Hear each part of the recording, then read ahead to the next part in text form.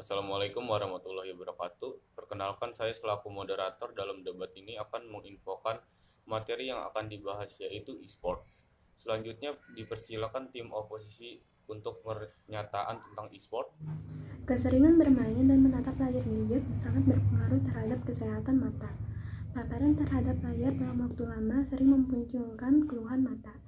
Selain itu, juga keluhan berupa sakit leher, sakit punggung, serta sakit di tangan dan pergelangan tangan.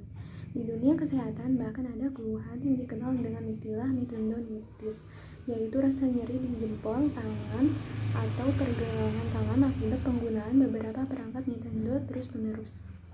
Dipersilakan tim afirmasi untuk menyatakan pernyataannya.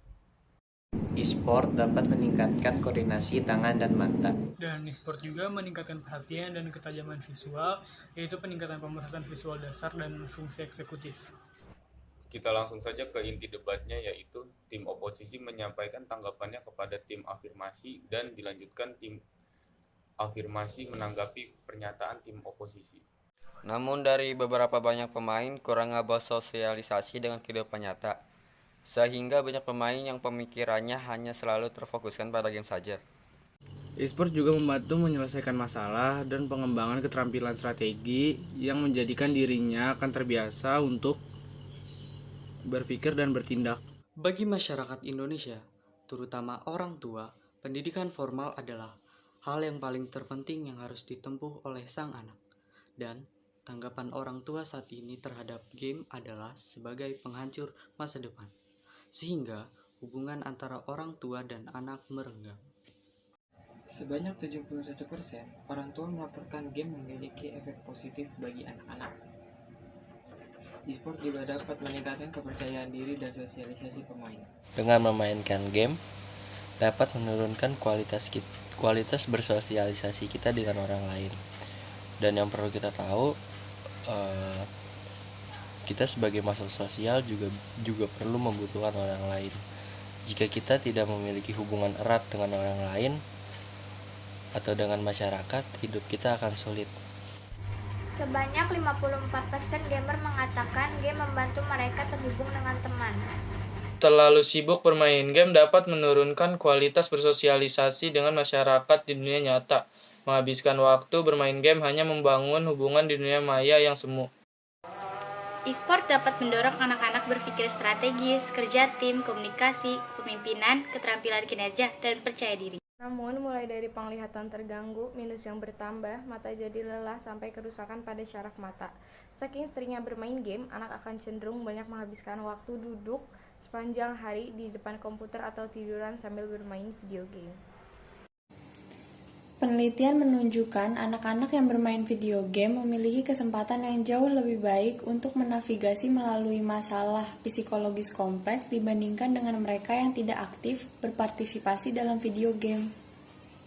Sudah banyak yang tahu jika game dapat membuat seseorang emosi berlebihan sampai meningkatkan agresivitas pemainnya. Game esports lebih banyak menggunakan konsep permainan aksi, laga atau pertempuran, saling serang menyerang, serta menghabisi pemain lain dengan cara kekerasan. Dikutip dari Medical News Today, bermain video game khususnya yang 3 dimensi dapat meningkatkan fungsi otak khususnya pada peningkatan memori. Hal ini didukung oleh sebuah studi yang dilakukan oleh neurobiologis di University of California.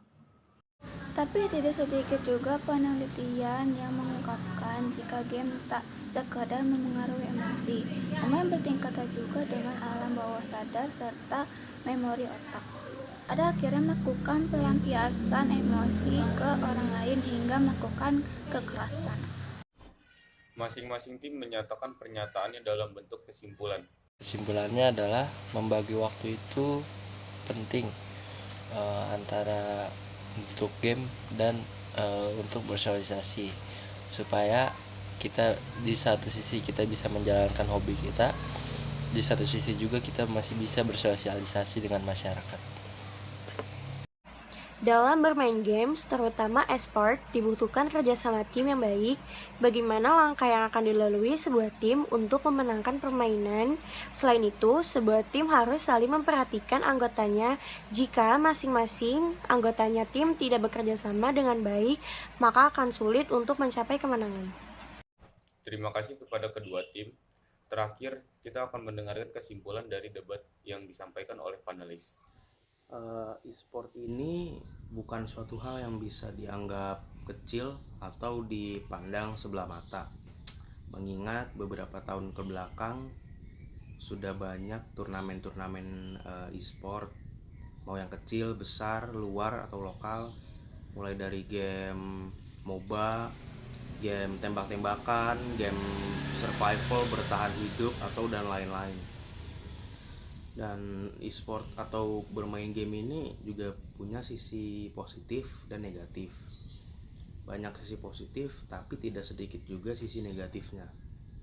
Sisi positifnya adalah bisa melatih kerjasama antar tim, melatih kecepatan tangan dan mata, dan juga bisa memotivasi dan menginspirasi orang lain untuk terjun ke dunia e-sport dan menjadi pro player. Sisi negatifnya adalah bisa membuat orang ini jarang, sulit, atau malah tidak bisa bersosialisasi. Dan juga jika kita terlalu sering bermain game sampai lupa waktu, itu bisa membawa penyakit untuk kita, entah yang lupa makan lalu sakit, atau matanya jadi rabun, atau bagaimana masalah mata karena terlalu sering menatap layar monitor dan layar handphone gitu.